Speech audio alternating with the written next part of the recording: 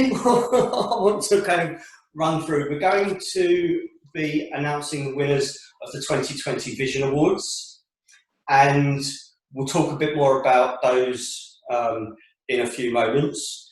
We're also going to be joined by guest speakers from around the world, and they will be sharing with you some of the collaboration work that is going on with APA. We're also going to be hearing from people that are part of that collaboration team. You will have noticed throughout the year that APA has been adding collaboration partners to our homepage pretty much at a rate of one a month. So in the last year, we have secured, well, we now stand at 18 collaboration partners that APA supports, but those organisations also support and endorse what APA is doing at the same time, which is absolutely phenomenal to be able to do, because they're not contracted. It's simply the agreement to work together for the mutual benefit of each other. And I'd like to come in here. This is the reason why we do this is we follow the ethos of therapy itself. If you think about a client and you think about a therapist, it's a team, it's a collaboration of work together.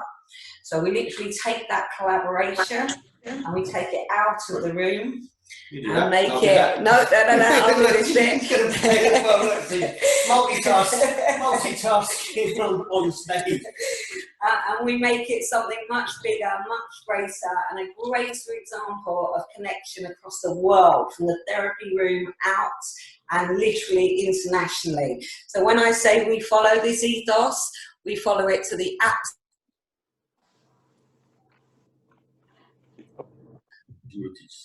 Just, right, there you go. I'll tell you what, I'll take care of it. Right, okay, guys.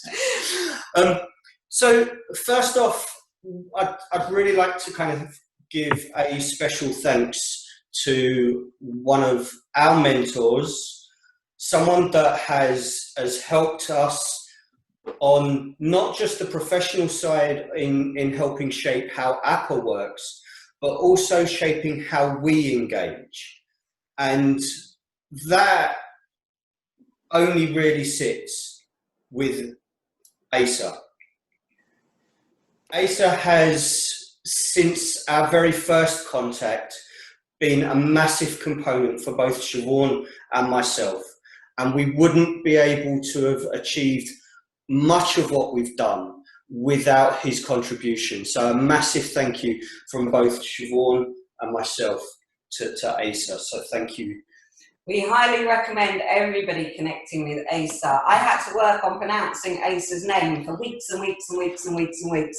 But Asa has the absolute patience of a saint and is what we would call a younger version of IDY, Irvin B. Yolom, because truth be told, his heart is the most amazing heart that you could want to connect with.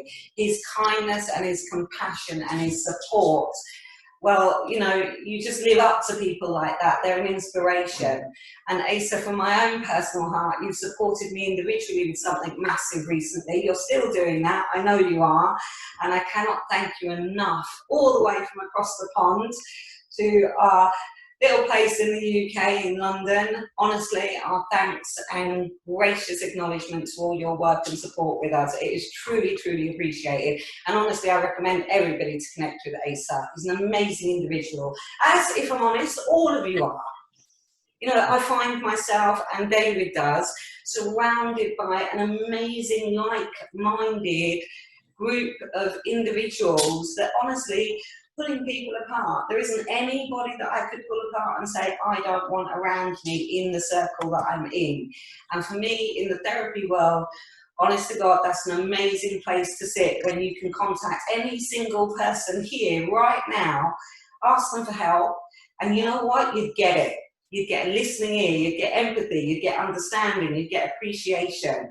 And we do genuinely feel the luckiest people on the planet to have such an array of self-aware, intelligent, smart, kind, compassionate people. I'm getting into a Zoom right now. And who was that? Unicel. Was that Unicel? Unicel, you're right at the bottom of our screen there, but you're not going miss. And that says something, doesn't it? You kind of attract what you know, and we're attracting what I call the best of the best of the best people. That is not about degrees. That is about personality. That is about understanding.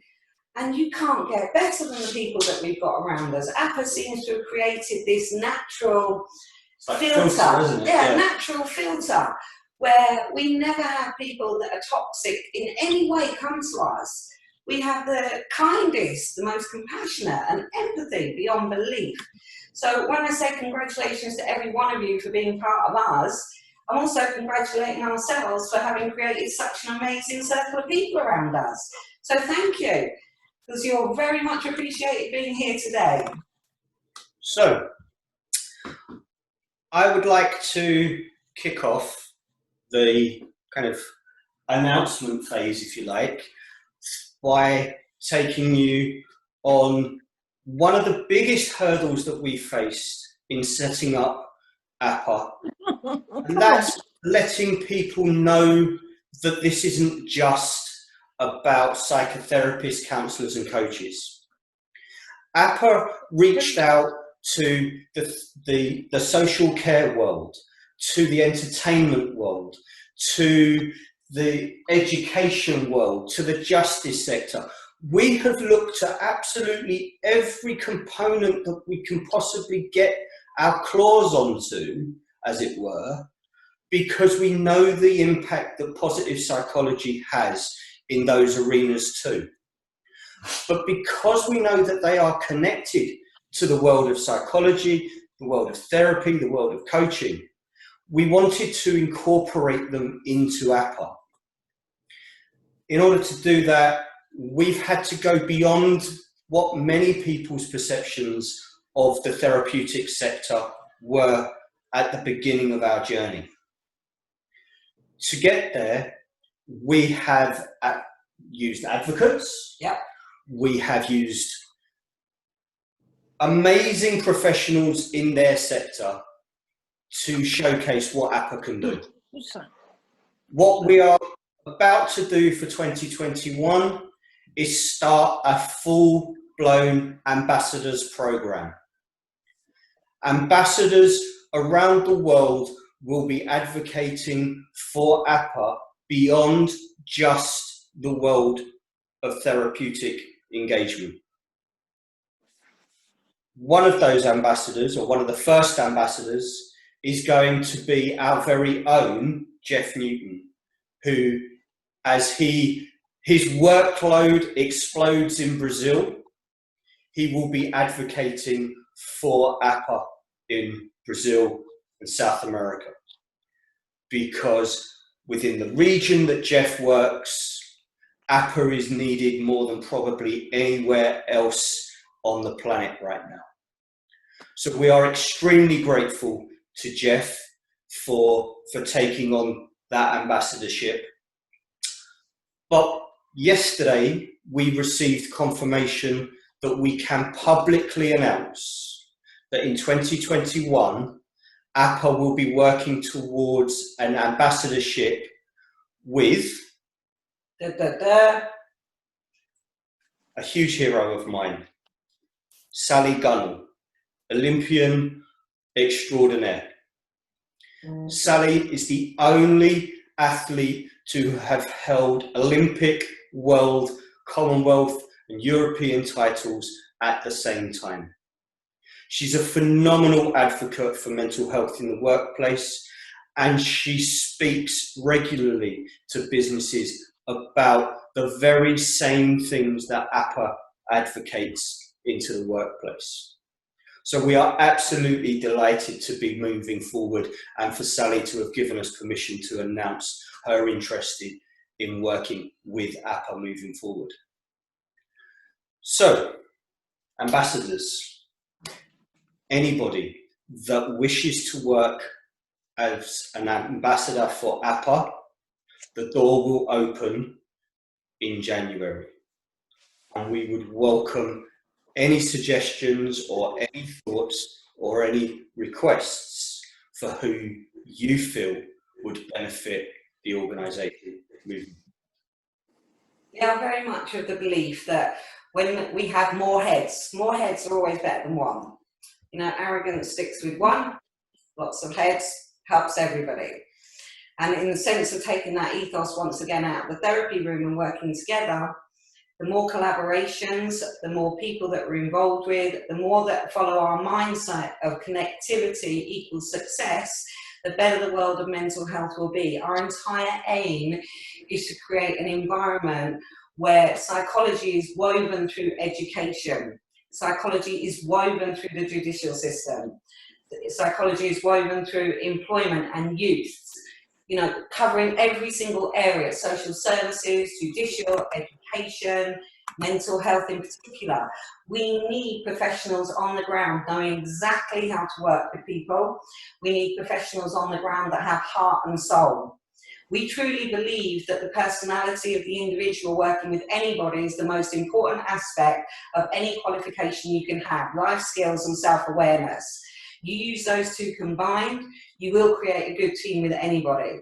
So our whole ethos is the more people we get involved, the more people that can create a change in the world, not just the UK. I want to be very clear about this, the world, because we all need to change. If there's one thing that's come out of COVID that's incredibly positive, and I'm talking about the UK here, mental health has suddenly been exposed as incredibly and ridiculously important. From my perception, I don't know why that hasn't been happening for decades, because we're one being. So our minds, heart, soul, physicality, they're all connected. So for me, it's easy to understand why one can attach to the other and vice versa. There's a lot of stigma attached to mental health, and we need to change that stigma. We need to help males in particular, and I say males in particular because we know men are taught from young, you know, don't cry, you're a big boy now. Instant suppression of emotions. And that builds and carries on. And unfortunately, the devastating thing about COVID and the lack of mental health awareness is the level of suicides that have gone through the roof. This has to change. We have to work as a team to be able to create these changes across the entire world. And we have to start somewhere. And I guess I'm going to own this. This is what we're working towards with every single one of you on the screen, changing the perception of what mental health is. I don't even like the word mental health. It's an old word, it's a stigmatizing word. Even changing the label of what mental health actually means would be more beneficial for people to feel accepted at being able to express how they think and feel. We all know the damage of suppression. We all know the positives of learning to be comfortable to express. Nobody is about judgment on other people. It is about understanding, having empathy, having congruence, and having unconditional positive regard for the people that we meet, the people that we see, and spreading that and rippling that across the world. And we need all of you to be able to help us achieve that. Because every one of you are remarkable in your own way. And I truly do mean that. Leslie, thank you very much for joining us. Trying to catch up on all the names here. Tonka, lovely to see you. Tammy's nice there. to see you. Yeah. Sue Thompson, Phil. There's so many. It's great to see you all. Paul White, congratulations on your doctorate recently. And today. Yeah. Sorry, Bonnie, I was on mute. Thank you very much. I'm so sorry for the delay. Not a problem. We're going to be speaking to you in a few moments. No worries. Tonkla. But before we get to speak to Tonkla, I would like to announce the first of the 2020 Vision Award winners. Oh my God, you have no idea. The response that we got to this award says something about who you are. It was so close. Myself and David would sit here privately and go, oh my God, if that person gets 2 more, they're going to go in front of that person. And that person's going to go 1 person against that person. The response we got was absolutely phenomenal. So if I'm honest with you, yes, we will congratulate the winners, but congratulations to everybody who took part, because it was paper thin on votes as to who won, who came second, and who came third. And truth be told, you're all winners in our eyes, and I really do mean that. So go on, David, what's the first one? So the Best Practice in the Workplace Award was probably the closest vote since the American election with Bush and Al Gore. This was, you know, we were recounting as the vote was coming in, just to make sure. And to say at the end there was 8 votes in, the difference between first and fourth gives you an idea at how close this was. The nominations for this award were the Cube in Wales, for which Tammy is connected. Exploring You in Sudbury, for which Glenda is connected. Who we highly recommend as a placement for Glenda. She's absolutely phenomenal. As a placement provider, yes. And Exploring You will be featured on APA's endorsed learning collection in the new year. More about that later. When we find people we recommend, when we find people that work in an ethical way, when we find people that are leading the next generation of therapists in an amazing way, we will advocate them. And we will support. And Glenda D. Roberts has become a favourite of mine and certainly a friend. So thank you very much, Glenda, for all your hard work. Thank you. The other nominations in the Best Practice in the Workplace was Thames Water and PsychReg. So, right, over to you. You can announce I the find winner. these award things very odd and very strange. It's almost like it feels like the Oscars, only we're not the Oscars, we're APA. So the APA 2020 Vision Award went to PsychReg for Best Practice in the Workplace. Massive congratulations to Dennis. He has Dennis has also become a firm friend of ours. And if it wasn't for Dennis, we wouldn't have been presenting in Borneo last year in Sabi University, which was an absolute phenomenal experience. And on a very personal note, my father died a long time ago, but actually was in the army in Borneo. So for me, it had an extra special meaning to walk the beach my father had walked many decades earlier. And being very proud of being involved with Dennis and his incredible hard work in what he does. Phenomenal presentation at Sabi University. So, Dennis, congratulations, Dennis. Congratulations from us. And if you wouldn't mind taking the mic. Yeah, thank you so much for everyone who supported PsychReg, and yeah, it's a pleasure to be part of this event. I really do appreciate the recognition that you gave to everyone who's involved within the mental health community. Thank you so much. You're very welcome, Dennis. Congratulations, because it was really tough. Can't deny that. it was a tough one, but again, and if anyone doesn't know Dennis and doesn't know PsychReg, please check them out. It's a phenomenal way of engaging with the world of psychology for both those that are inside on the know-how and those that are outside. He's also phenomenal at helping you advertise yourself, and it's really important to acknowledge that.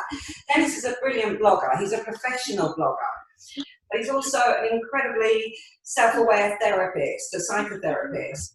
That's your correct title, isn't it, Dennis? Psychotherapist? Have I got that bit wrong? I've definitely got that. No, I'm not really a practitioner.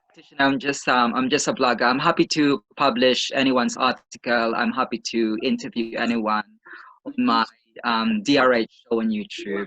Yeah, my role is to just give you a platform for your articles, for your voice. I'm not a practitioner. But you're also incredibly good at recognizing sometimes when it comes to writing in particular, writing can be fantastic for mental health. Getting things out rather than keeping them in is one of the best ways of doing it. And if anybody wants to connect with Dennis, I highly recommend, because he will endorse, he will support, he will share. And I've shared an article with Dennis, and within 10 minutes it was publicised, up and running, and I was sitting there going, oh my God, I couldn't do that for love nor money. It took me a week to do that. Dennis is like a whippet on Red Bull when he gets an article that he can do something with. So I highly recommend connecting with him. Really do. But who we've got next on the awards? Okay, so I'm going to hold the last award for a few moments, and I'm going to invite Tonkla to come and speak to you about the work that is being done with APA on our international front. So if I can, let's just bring you up on screen. There you go. So, Tonkla, are you ready? Take us away. Let us know what you are doing with APA and into the future. Yeah, I think I'm ready. Ladies and gentlemen, thank you very much for a fantastic show. I'm happy to be here. Well, let me give a synopsis of my background.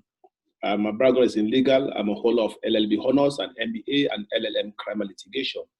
I'm also a politician. I'm a former presidential aspirant for 2017 general elections in Sierra Leone.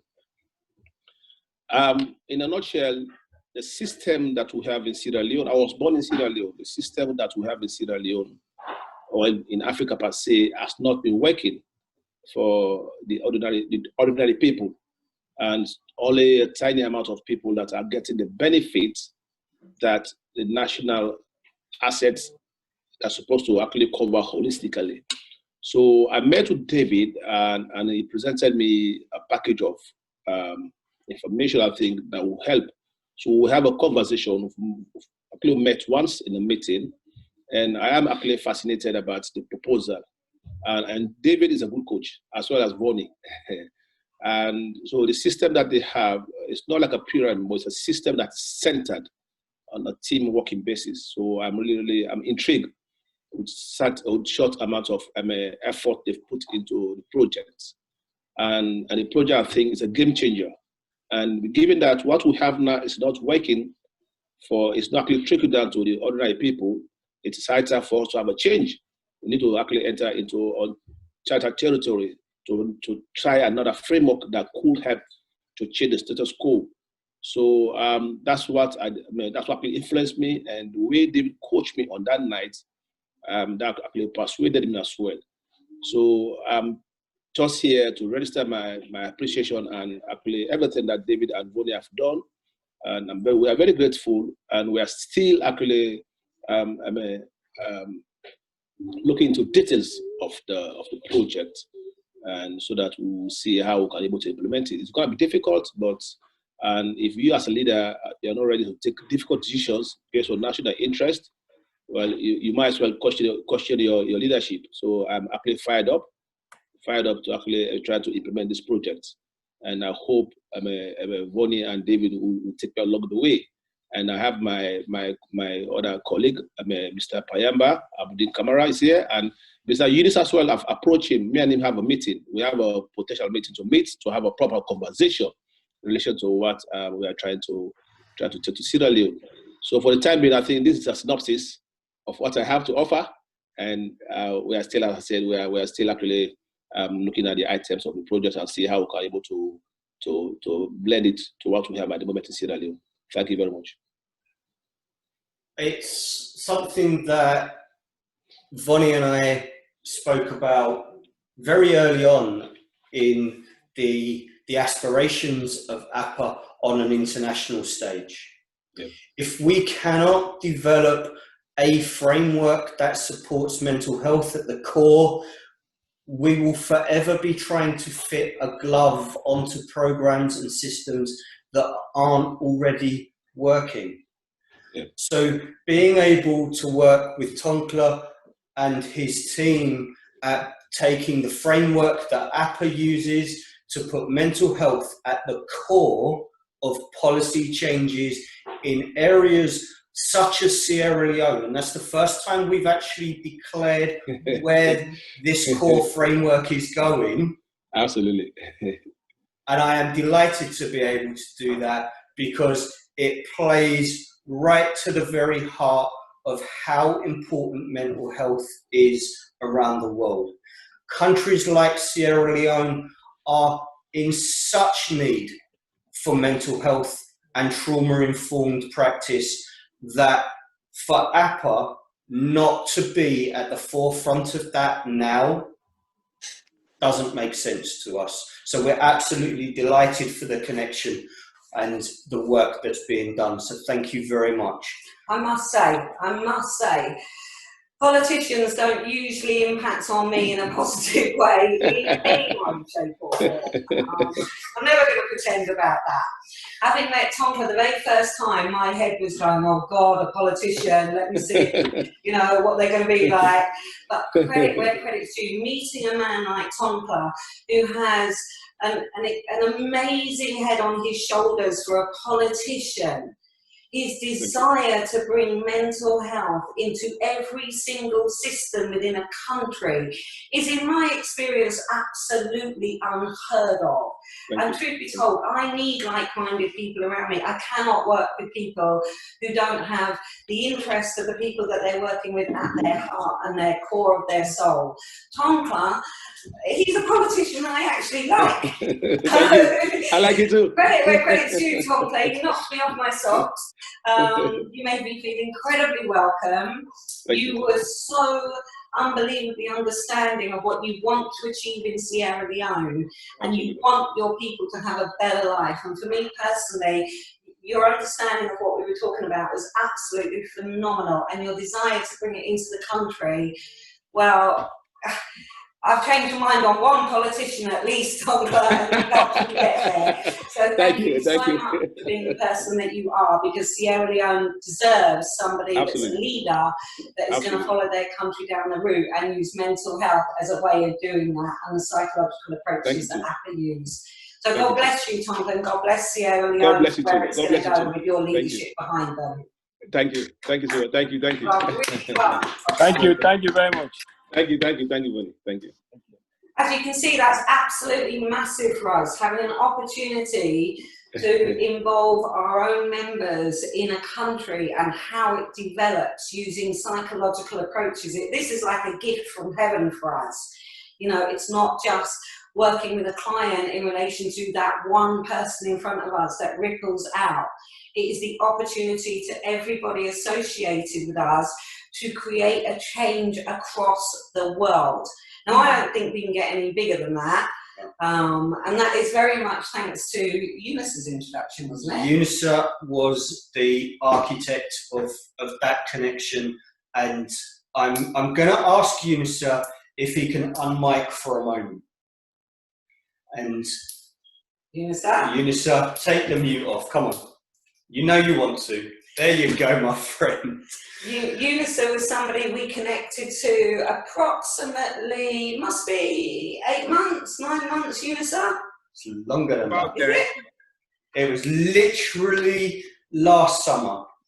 Last summer. Well, Eunice is also somebody that is incredibly, and this is what I mean about like-minded people, Eunice's ability to want to understand the depth of psychology and how it can be used in a way to help other people.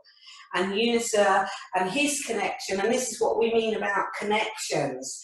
The first initial connection, from my perspective, always starts from an internal connection to ourselves. When we connect to ourselves and we're aware of who we are, that creates good relationships around us. and that develops into further connections. And UNICEF, bless his heart, he was on the phone to us yesterday, giving us almost a political speech about love and blessings and relationships and chatting away, and David going, UNICEF, we've got to go. Yeah, but I just want to say one more thing, love. Love is one of the most important things. Let's stay together and work through things. That wasn't a hint in any way that we were going in any other direction. It was just UNICEF expressing the love that he's got for our relationship. We cannot thank you enough, UNICEF. You're an absolute pleasure to work with. You know that. And we will always be in touch, because we always will be. Simple as that. So we must be on to something. Okay, so I would like to invite UNICEF and then Sue to speak about their connection with APA and the things that they've experienced from working with APA over the last. It is with UNICEF, it's over a year, and with Sue, it's almost a year, I think. Yeah, it will be near a year. Yeah. So I'm going to hand over to you guys. If UNICEF, you want to kick off, just because Vonnie's already given you the big introduction that I was going to do, so you might as well take the floor. I stole it. And then we'll come to Sue. Well, let me first off saying thank you for the invite, and it's a pleasure being on this platform with each and every one of you.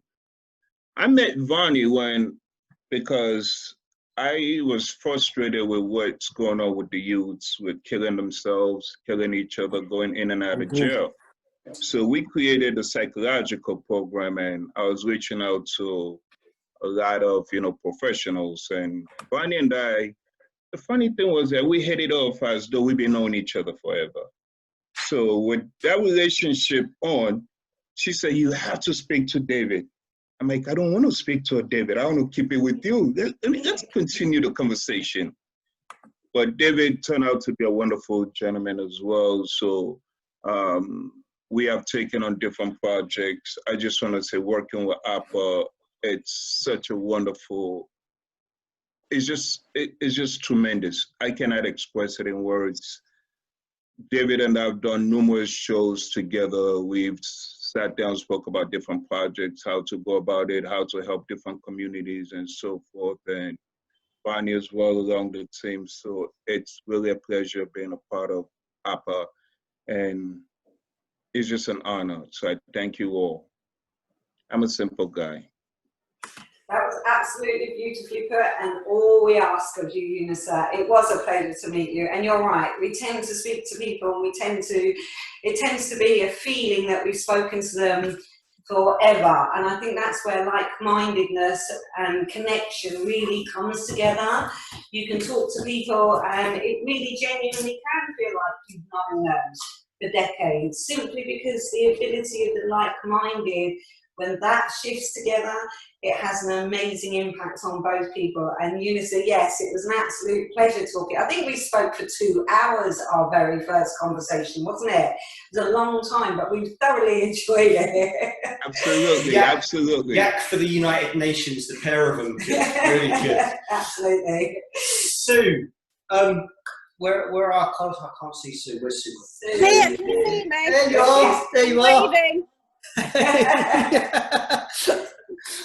Sue, you have been on APA's radar for almost a year, and you've done some phenomenal work on supporting the sector across not just the therapeutic arena, but wider than that. And I'd really like for you to be able to share your experience of what you're doing at the moment with Excluded UK, but also with what's going on and the connection that you have with APA. Okay. Well, firstly, I'd like to thank you very much for inviting me to speak, even though I'm really nervous and I've had to take a calm. In fact, I might have taken 2, so I hope I don't fall asleep.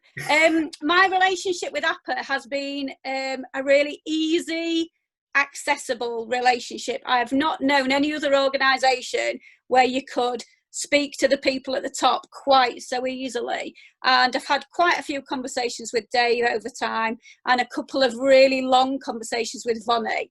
And not just about work, actually, they're about who I am as a person and what's going on in my life. Like a lot of other people, 2020 has been a really shit year for me. I lost my work in March. I couldn't operate suddenly in June, and my marriage ended in August. So quite a typical sort of COVID-laden year, really. But in May, Excluded was set up by 4 people who started to realise that there were gaps in the support that the government was putting in place for people. And in actual fact, there are 3 million people in the UK who cannot access any of the financial support that's been put in place by the government. So the organisation Excluded UK started up to be somewhere where people who were excluded could go for support. But in actual fact, what has happened, and connectivity is really important here, is there are Facebook groups, there's an online website, there's trading pages for people who want to sell their wares, there's free Christmas gifts being given, there's counselling. I was asked to provide counselling, and I counsel people within 24 hours of them expressing a desire for help. And I can't think of any other service really, apart from Samaritans, where somebody would get support so quickly.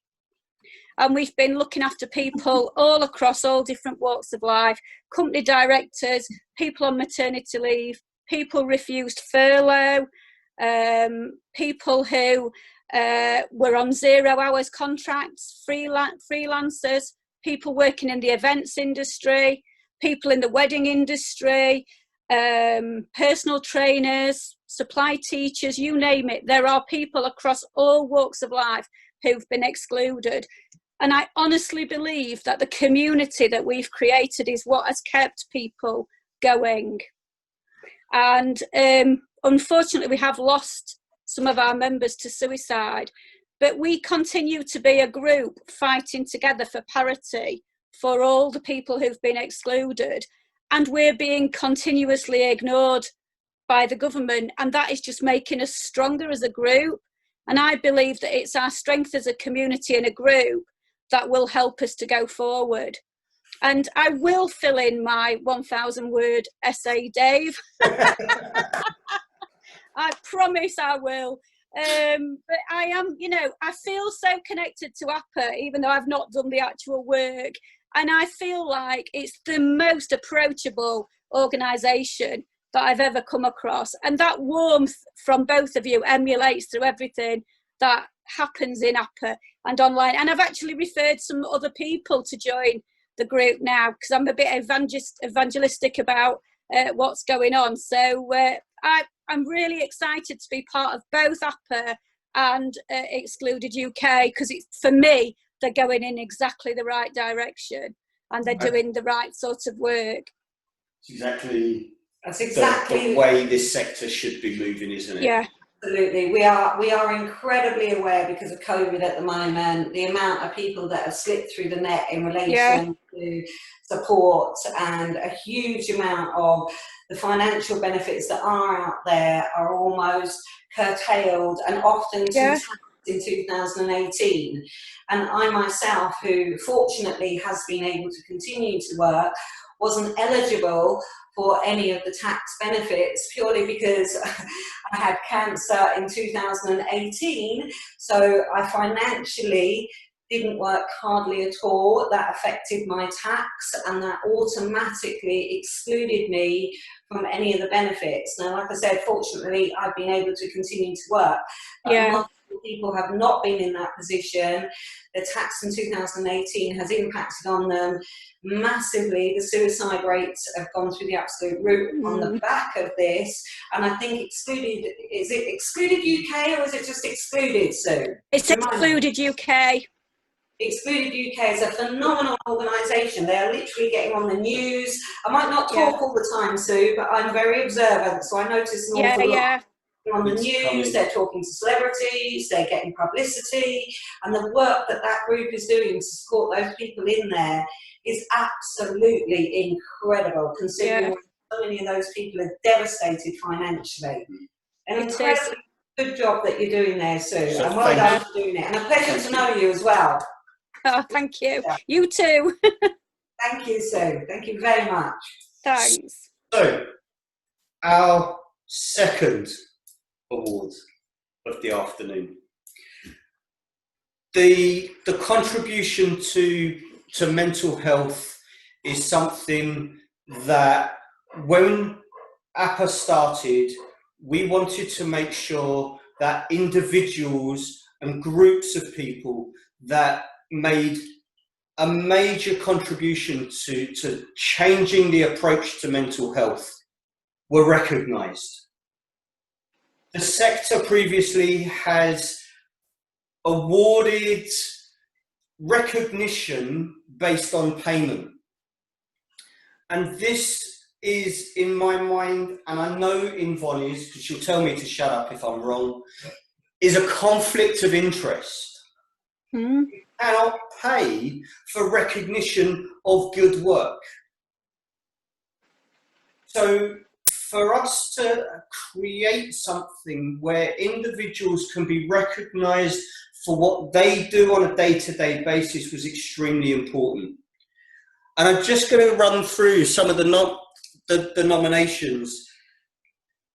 Asa Don Brown, Windy Dryden, Madeline Black, Russ and Phil from Men's Radio Station, Caroline Flynn, Mazza Connolly, Sandy Vara, Bernadette Wright.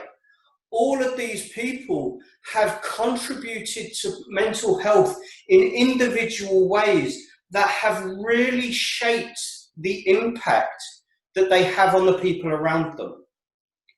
It's not just telling people what mental health is or what they should do, but it's created an environment where positive mental health grows organically. It becomes the habit for the individuals that these nominees have had on those individuals. And I cannot say congratulations to these group of people any more often than I have over the last 6 weeks. These people have made a massive contribution to the world of mental health. But the vote on this was huge. For an organisation less than 18 months old to have a response on this particular award alone of over 1,000 votes was just phenomenal. But that says what these individuals have done in the world around them. So the runner-up, the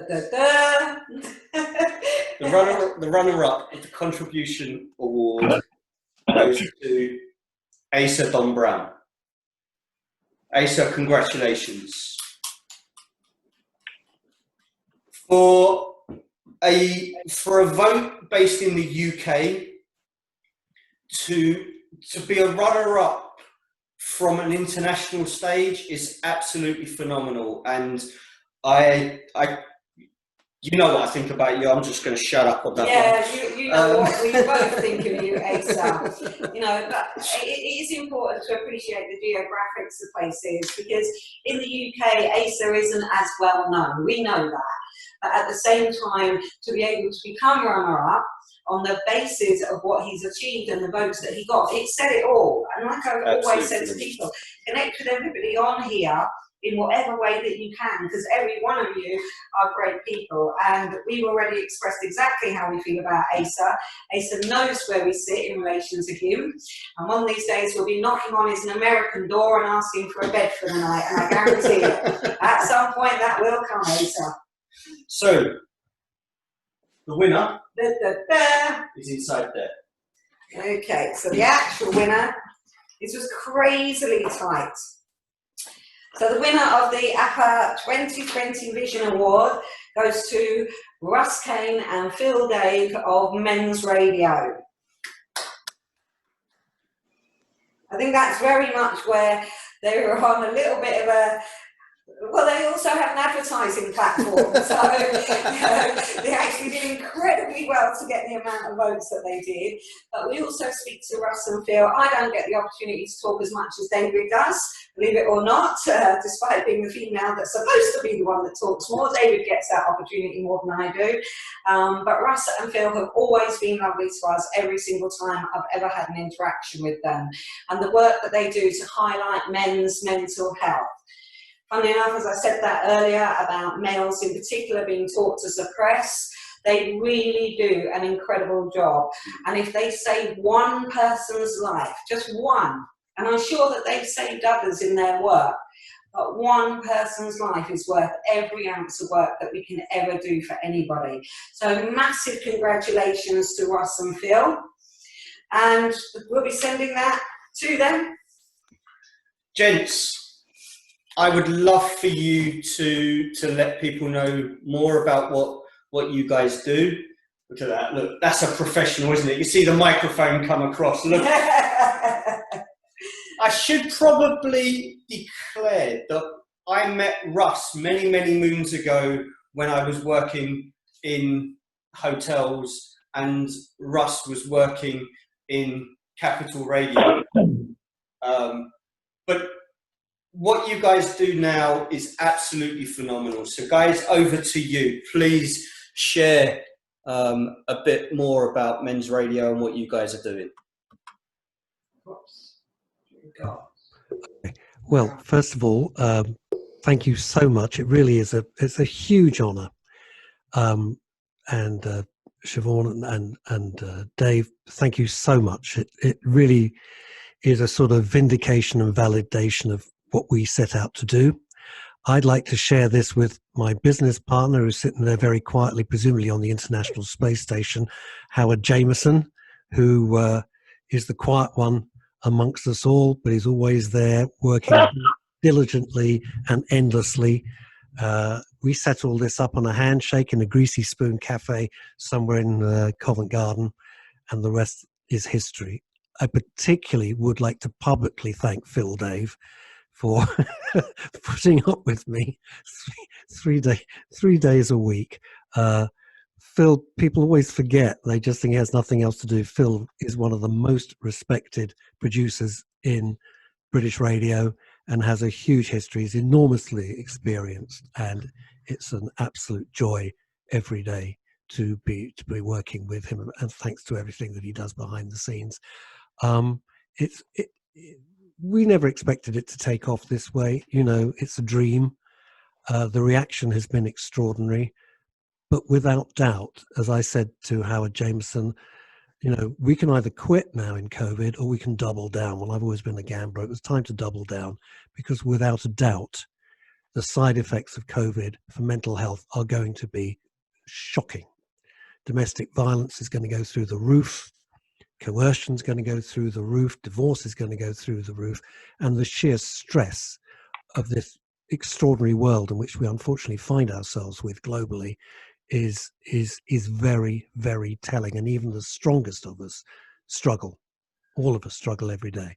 So if we've reached anybody and reached out to anybody, you know, the reaction, it's become what we always dreamed it would, but we never thought it might, which is a family. It's not just listeners.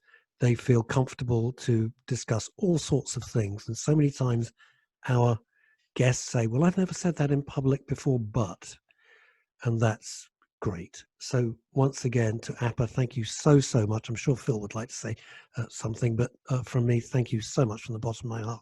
It means so much.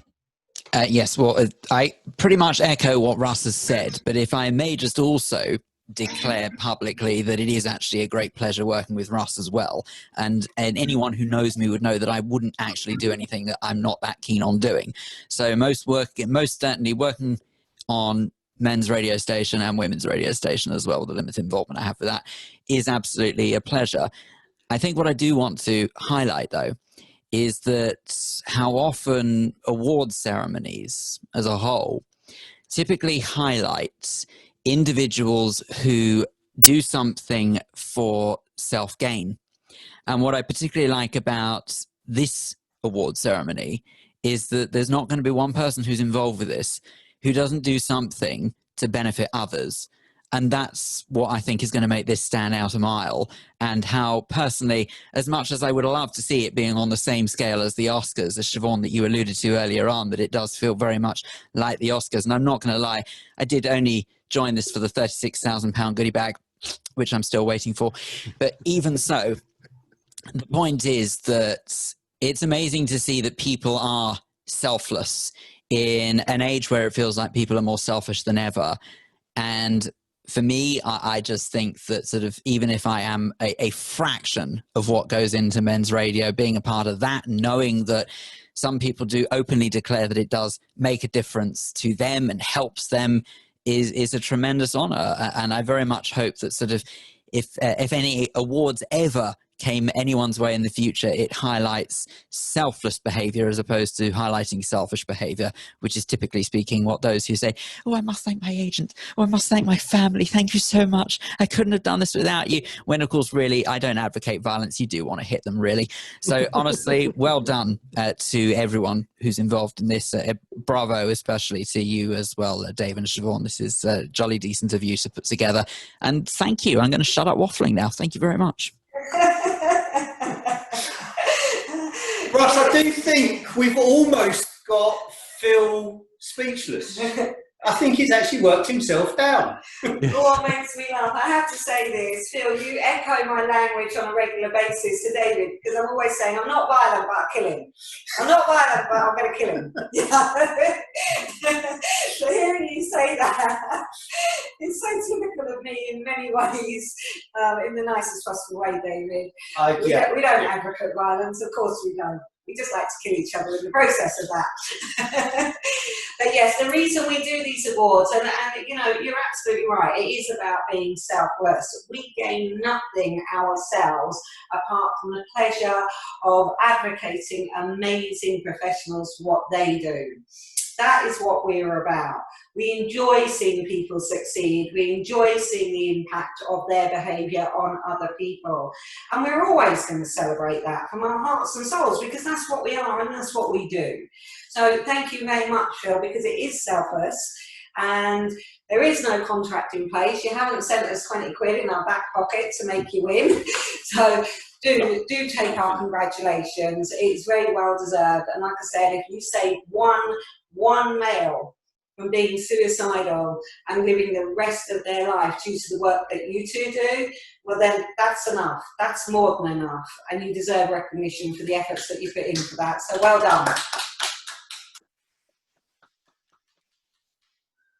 So before we go to our second speaker, I'd like to invite you all to have an opportunity to share your experience and what your thoughts are on today, on what has been happening over the last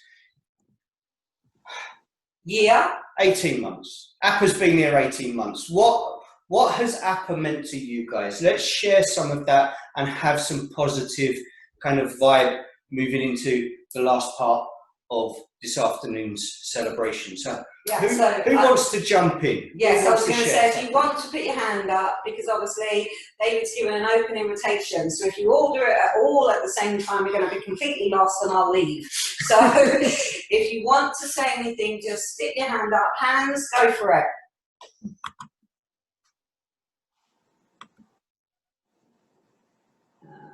Okay, I hope you can all hear me. My name is Hans Vijjaker. For the past 20-some odd years, I've been living in Sri Lanka.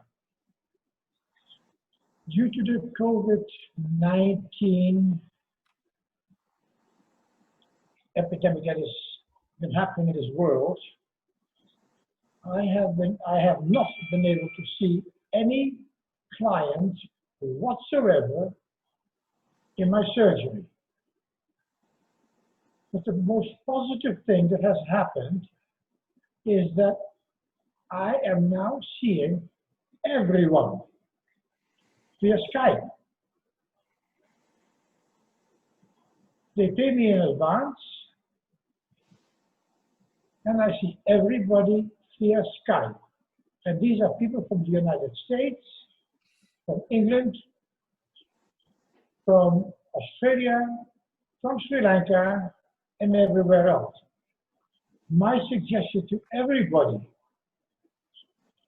if you are having difficulties with clients, try them online. You'd be surprised how beneficial this can be. Over to you, Siobhan.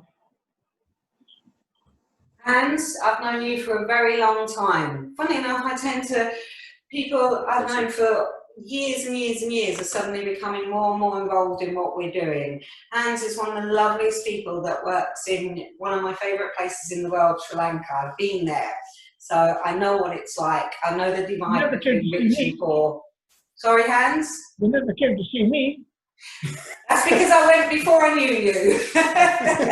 But I will be back, Hans. It's one of the most beautiful places in the world. It really is Sri Lanka. But there's a huge divide between rich and poor. And I'm not sure how much that would have changed from when I went there, which was many moons ago, to now. But I can honestly say it's very devastating when you go to a place that is so stunning, and yet you can tell the divide between extensively rich. And that doesn't necessarily mean the UK's version of extensively rich, that's the Sri Lankan version. And then you see the poverty on the streets. It is incredibly disheartening, it's tough to see. And I know Hans does some amazing work, and he does it from more than Sri Lanka, as he's just pointed out. And he's got enough degrees to line my walls in wallpaper, has Hans. But an absolute like the song goes, and the door is always open. And the lights are in the hall. Absolutely. Thank you so much.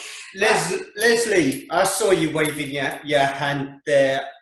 Well, you know I can't resist. I gotta get my tuppence worth in. I think basically with you guys, what I'm going to say is that I'm on the periphery of where you are, and glad to be there because I can see what's going on. And what my big word for this year is discovery. It's discovering new ways of looking at life, new ways of communicating with people, and actually communicating with the right people. Having the people with you who are, as you say, of the same mind. And basically the same mind, and which is what I love about what APA is doing, the same mind doesn't all have the same thread. It has all loads of threads, weaving a big cloth that's going to be out there, a tapestry of emotional security for people, of understanding, and of giving someone somewhere to go, and understanding that all these people are there, male, female, whatever your identification is. Basically, there's always now, we know, somewhere to come. And the more that you're doing this, I applaud you for it, because basically somebody has to, and you've taken up that baton and you're running with it. And I think that that is one of the bravest and most innovative things that can be done in a year where we are in a paradigm shift, and you've picked up the paradigm and you've made it your own, honey. So have you, Dave. And basically, it's a wonderful thing to see. And I am so glad that I can be part of it. And I'm sure that everyone in TIC are also happy to be part of it too. Thank you. Thank you, Leslie. Leslie is somebody else. Once again, following the ethos of connection, I connected to Leslie probably in the last year. And she is one of the loveliest ladies, and she created group conversations between therapists from different backgrounds, different orientations, to follow that ethos of, as Phil said, being selfless, educating, sharing, and connecting with people. And the truth of the matter is, what you get back out of that is the joy of connections and being supported when you need help, but also somebody to celebrate alongside the successes that you create. Leslie, you're a wonderful, wonderful woman, very close to my heart, and I very much appreciated the message that you sent to me a week ago, 10 days ago. I will be back, you know I will be back, and I thank you very much for your patience and understanding, Leslie. Okay. Is there anybody else that would like to take the floor and have a few words as to what you'd like to say? I know that there's incredibly assertive people out there, so Dave, feel free to raise a hand. Could I just say something, Dave? I'm pretty new here, if you don't mind. Of course. I just wanted to say that Dave's been helping me for the last 2 weeks. I do multiple things. Running sort of networking groups, standing in politics, running my own marketing business, and needless to say, I had a bit of a mini meltdown 2 weeks ago. I've been working with Dave for the last only 2 weeks, and what he does here I think is fantastic. It's amazing. It's already helped me. And I just want to say thank you, Dave. I think you're doing a fantastic job, you and your colleagues there, and keep up the good work. It's fantastic. Thank you so much. Jake is someone that is spinning probably as many plates as I am sometimes, and in any arena where plate spinning is a kind of standard model, if you like, there is always that risk that one plate will crash and you're having to pick up pieces. And Jake, you've done a phenomenal job in 2 weeks, and I know the task that was set for you for the next week is not an easy one. But I have every confidence in where you are at based on what we've already gone through in just 2 weeks. So thank you very much for sharing. I really do appreciate that. Thank you. And Jake, I'm sure at some point I will get to know you. You're one person that I actually don't know. So thank you very much for joining us here, and thank you very much for the kindness of your words. No worries. Thank you. You're more than welcome. Okay. Professor Nimat. Well, before we go to the professor, I would like to make a special kind of reminder, if you like. APPA's Community Learning Hive was brought on board to APPA when one of the founders of Hive Group UK retired. And in order to keep those programs alive, to allow the most disadvantaged groups within our communities able to access what I think is probably the most intuitive, therapeutically rooted set of programs, was vital for APPA. And it would be wrong of us to reach the end of 2020 without saying a special thank you to the co-founder of Hive Group UK, who now in her retirement is one of APPA's torch-bearing mentors. Sue, you have been a massive part of APPA's journey, and for both of us, not to say thank you would not only be wrong, but I probably wouldn't get a Christmas present if I did. So, can you take the mute off your phone for just a couple of minutes and accept our gratitude and our thanks for the work that you do for APPA? And before you say that, Sue, thank you very much for every bed in Scotland you've ever given me. You looked after me, and bless her heart, in 2018 when I was recuperating, Sue said to me, please, when you're fit enough, come and rest in Scotland. And bless her heart, you couldn't have asked for anybody kinder, warmer and more caring to help you rest and recuperate from such a severe illness. As much as I feel great now, it was a really, really tough year, and bless her heart, Sue is one of the kindest people you could ever wish to meet. So I really do appreciate you, Sue.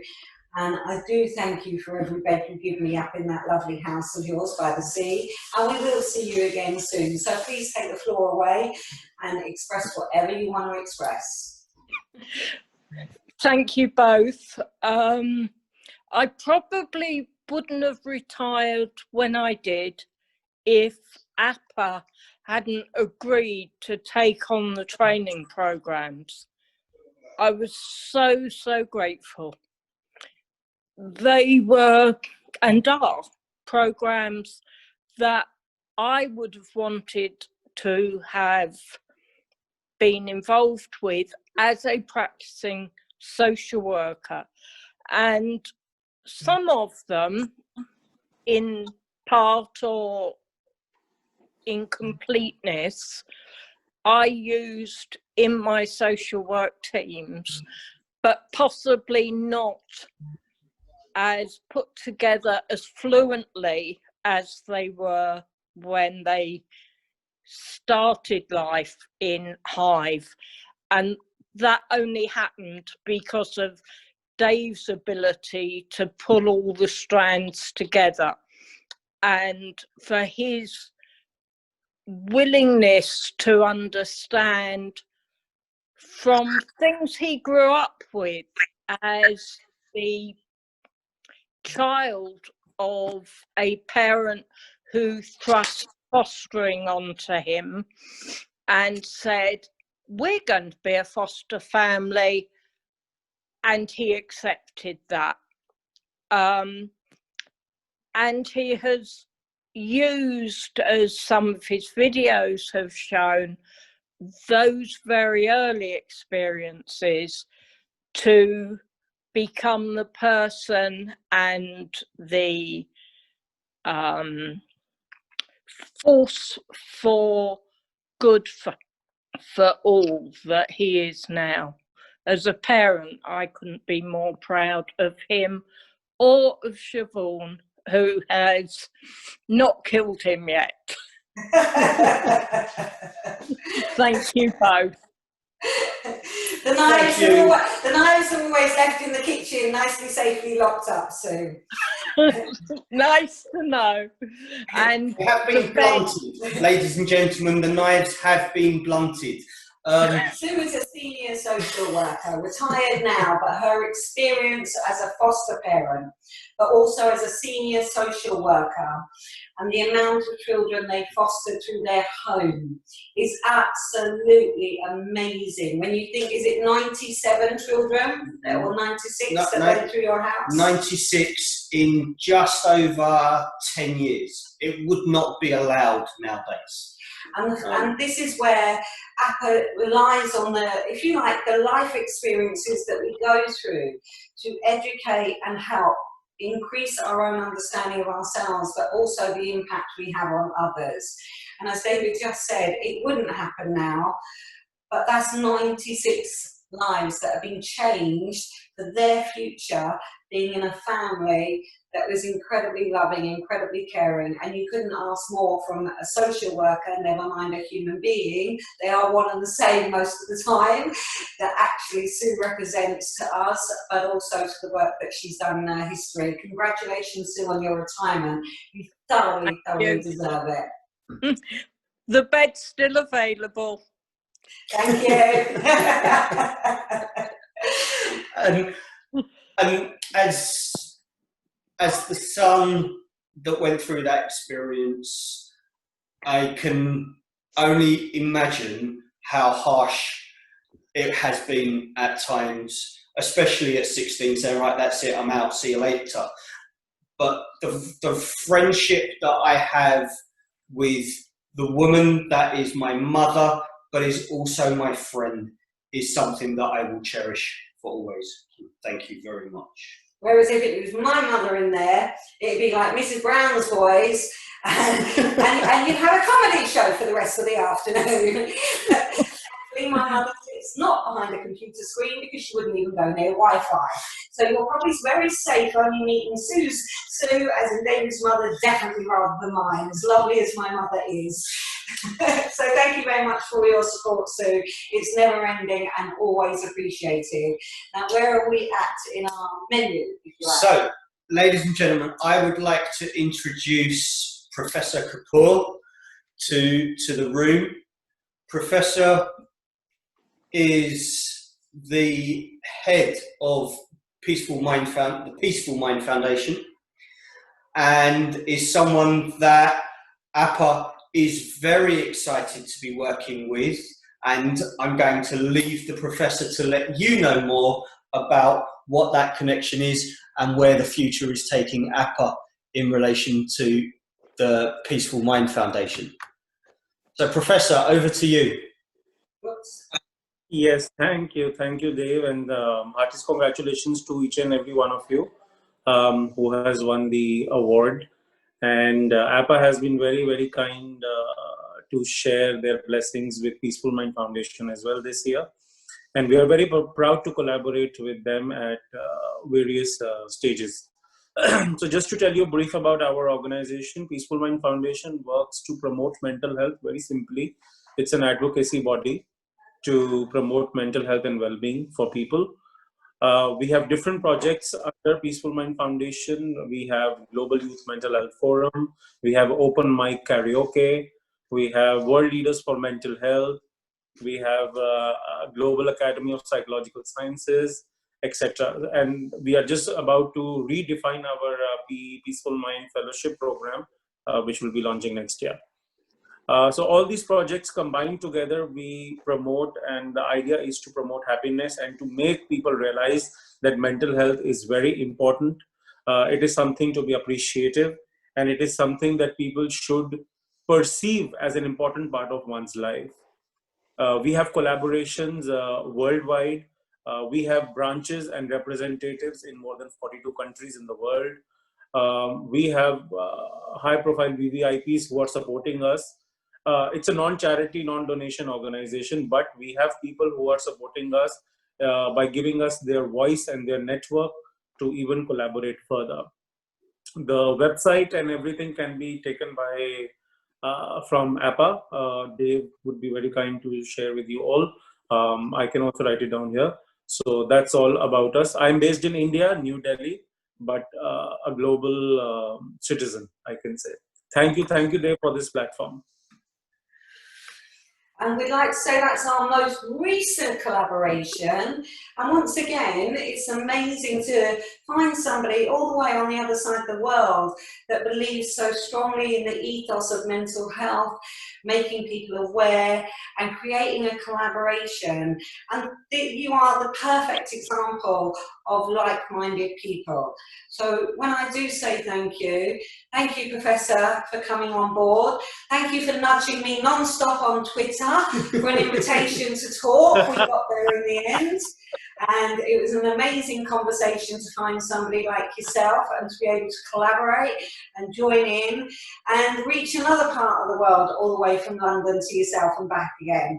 So thank you. We look forward to collaborating with you in a much greater way somewhere down the line, probably in 2021, I suspect. Well, Professor, the work on the World Leaders for Mental Health is something that, as we've already seen, APA is working towards the project in Sierra Leone, which I know is something that is close to your heart too.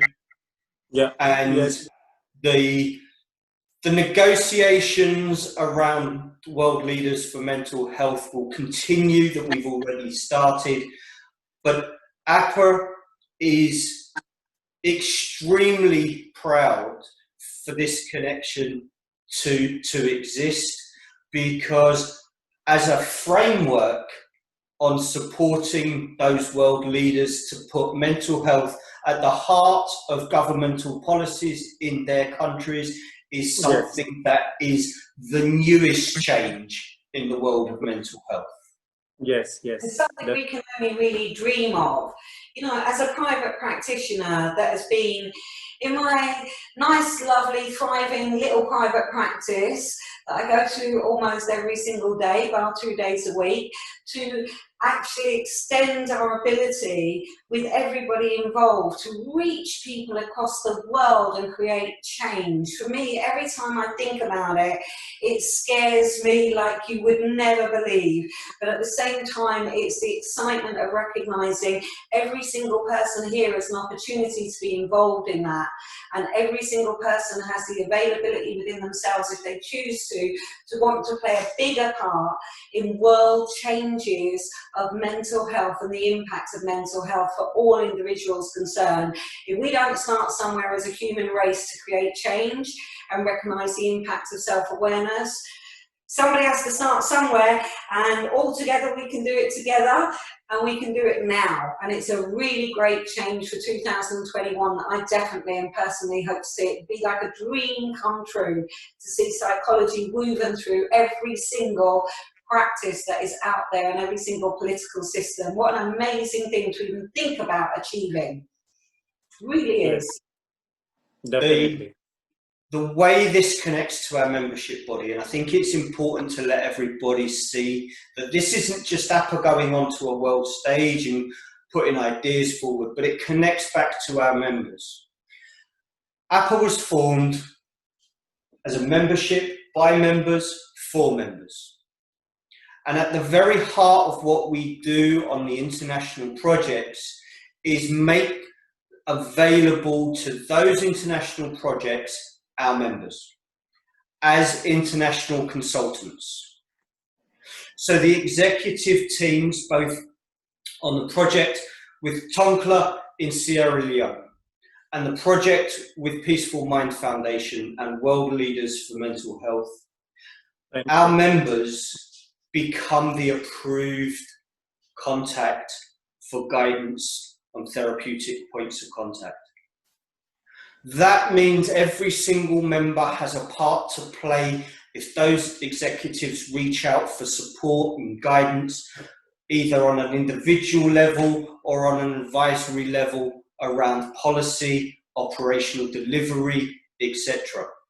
Because our members are the members that have only been through that verbal conversation of discovery.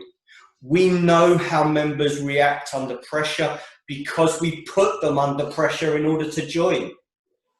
The very same pressure that every professional is under the very first contact that they have with a new client.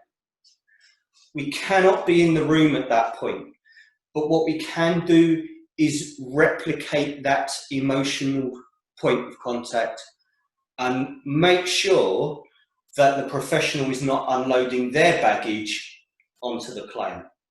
And we know the importance of self-awareness when it comes to bleeding our own stuff into our clients. It is not appropriate and it's not ethical. So we hold an extremely strong ethical stance. We've always said this is not about 28 degrees. This is about the ability to be trained appropriately, insured, but most importantly, be self-aware alongside your academic training.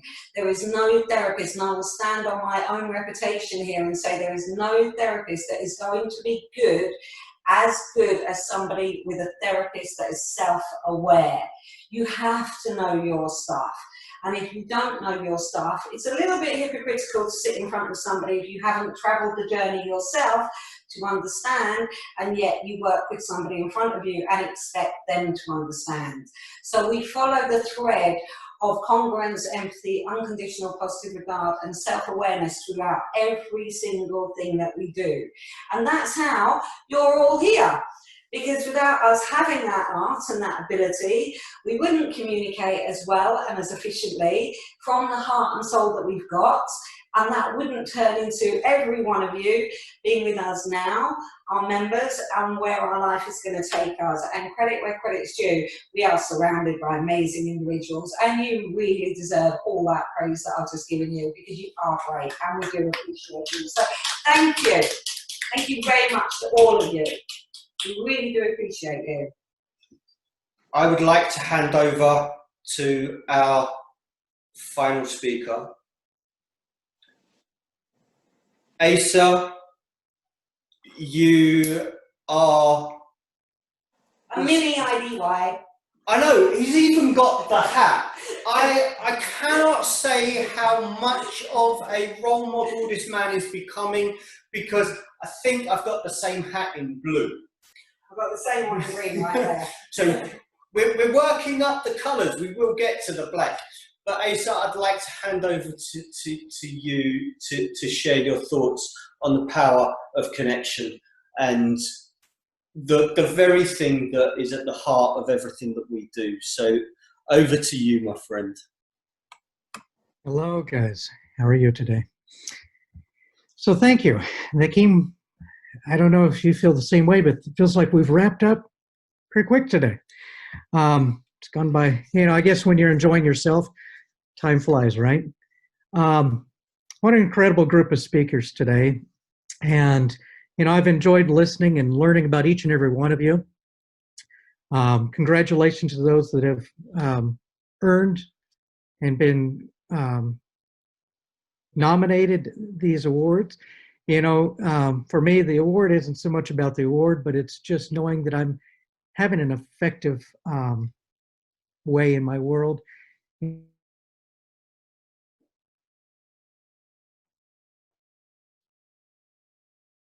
Oh, what's happened? Well, thank you. What an awesome thing, right? So, Dave, and Vonnie, thank you again for inviting me to speak, for putting this organization together and for this conference. Dave asked that I speak on the power of collaboration. And, there's lots of views on what it means to collaborate and reasons why people collaborate, It is critically important that we have a mindset of inclusiveness and collaboration. The heart of collaboration is teamwork, cooperation, participation, alliance, and a willingness to work together. When we think about the concept of collaboration, it is often coined with the idea that we are cooperative, but are we truly cooperative? And why are we cooperative? What does it entail to be cooperative? When we are cooperative, we are purposely and intentionally working together towards a common goal, a common effort, a common purpose. Generally defined as the ability to influence or control or resist the activities of others, power is an important part of collaborating, yet often an under-recognized element of collaboration. Power means different things to different people. For some, it lies in an organization's ability to control relationships with others, so activities and outcomes align more directly with their purpose. Some regard the power of joint action as an important outcome of productive relations between organizations and individuals. For others, power means using the collaboration process to engage and empower groups, not generally included in decision-making processes. The different perspectives on collaboration are identified above, but they lead to three main considerations for power and collaboration: power over, power with, and to, and power for. Each of these must be considered and addressed to secure genuine and effective collaboration. What does it mean to have power over? Power over strives to gain the upper hand to secure control over resources brought to the collaboration. What kind of power do you have? What kind of power are we striving for? What kind of power are you striving for? Power over can be enacted via force, coercion, or threat. For example, loss of funding. This pursuit of bargaining power denotes an adverse rather than collaborative process and is regarded purely as a tool to benefit the needs of one individual or organization. The power over can be contained by assessing relationships within the collaboration and identifying those who hold power. A management strategy can be developed to keep the powerful relationship at arm's length or to strengthen its collaboration and focus. I don't know if you've felt the same way as I feel, but often within organizations, and especially those that are colleges or bodies of accreditation, there's often a power of control. There's often a power over us. And there's very seldom the willingness to work with us collaboratively. Power with and power to lies in the ability of a collaboration to achieve its end by drawing on the individual and collective capabilities and capacities of its members. It is important that we tap into this combined intellect, resources, knowledge, and persistence to provide the power to accomplish things with others.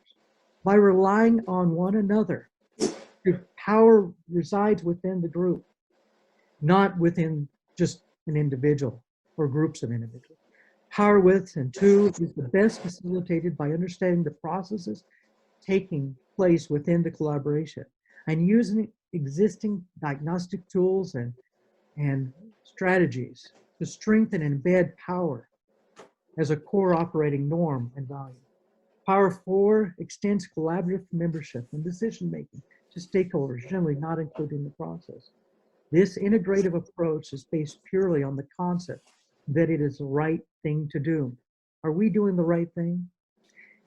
It builds capacity for the underpowered, allowing them to participate at a higher level. You know, power is often shared by those that have the control. And power is often something that people hate to relinquish. But if we're collaborating, if we're truly looking at the best interests of our patients, of our clients, of our membership, we need to be collaborative. Personal power and positional power, there are two types that can impact an organization at the micro level, on personal and positional power. Personal power lies in the characteristics of individuals. These characteristics can be used to influence others. It can compromise an organization, it can compromise an individual, it can access information, and it can create a network. Expert power comes when a person holds knowledge or task expertise that is valued by an organization. You know, power is something that is often abused. We've seen that throughout our global community in recent months, haven't we? We've seen how power can control people, or power can empower and can uplift people, motivate people. Power can diminish a person's drive and motivation, or can motivate an individual and their motivation. Power is a tool that can be used for positive or negative outcomes. For effective collaboration, all types of power must be identified, acknowledged, and continually accessed and managed so as to find a balance which favors all members. As members of APA, let's be a beacon of hope. Let's be a beacon of hope, aspiration, and motivation. Let's be a beacon of hope that drives others towards being empowered. Let's empower others. Let's empower ourselves. Let's not allow others to take our power. You know, at the end of the day, let's seek to collaborate.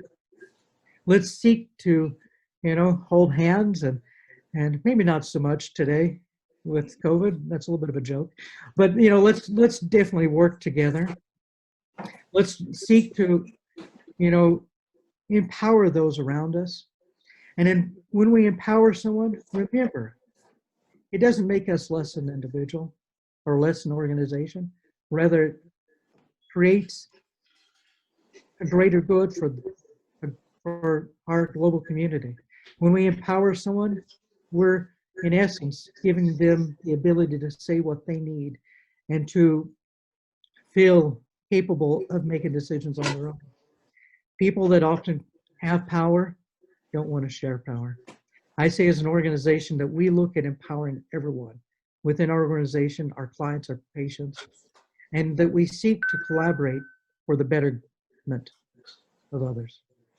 So thank you. Thank you, Asa. And now you can see why Asa is such a strong connection to our heart and soul, because credit where credit's due, every word that he just uttered is every word about how we feel. We see power being abused, and we see power being used over other people in ways that are absolutely, it's just abhorrent. And we often come from a place where power has been used over us, and I'll speak for myself personally. And when you understand how that power has been used to abuse, you can learn to turn that power around and make your own power your own and use it to empower other people. And in truth be told, that's what APA is about, utilising all our individual powers as a collective to spread and ripple across a world of change and make things better for people in a way that's never been heard of ever before on this planet. And I am damn grateful that every one of you are here and you're all so like-minded, and really every one of you show your power in the most incredibly selfless way. And I so appreciate that for myself, for David, and for the reputation of our company. So thank you so, so much from both of us. I think there is a little croak in the voice in there. And I think it's right for us to acknowledge the emotion that we have at saying thank you to each and every one of you. We could not do what we do as an organisation if it wasn't for our core team, and some of them are here. Helen, thank you so much for everything that you've done to support us over the last year. It's remarkable to think how groups of individuals have been able to come together and make real change, but not just for here and now, but build the change that lasts and carries on growing. Every single one of you here have had a part to play in what we do and who we are. And we appreciate each and every one of you, and we want to say a massive thank you, Merry Christmas, and may whatever you do over the next 3-4 weeks, may you stay safe, may you stay happy, and may 2021 be the year that, as a group of individuals, you are all empowered to achieve. Thank you from the bottom of my heart for all the love you give to me, all the love I feel from every one of you, the kindness. And I know some of you know I've been through some very unusual, awful situations recently, not of my making, just one of those horrendous things. And honestly, the support that I felt from people that know me, know what's gone on, has been, I can't tell you, it makes me actually want to cry. And I'm not going to cry on screen because I'm not ready for that yet. It hasn't got there yet. That's one for me personally. I do say we can't do this without you. And as David said, into 2021, let's make it a year of collective change. Let's follow the ethos of the therapy right from the word go and make it ripple into other people's lives and create something that we are damn proud of to be involved in. And that ends today for us, but that doesn't stop our appreciation of who you all are for Christmas and for where you're going to spend your time and how you're going to keep on keeping safe in the middle of this COVID nightmare that we're in. But please look after yourselves. Please do that above all else, because without you doing that, you can't do it for anybody else. Ladies and gentlemen, have a very, very good holiday. Very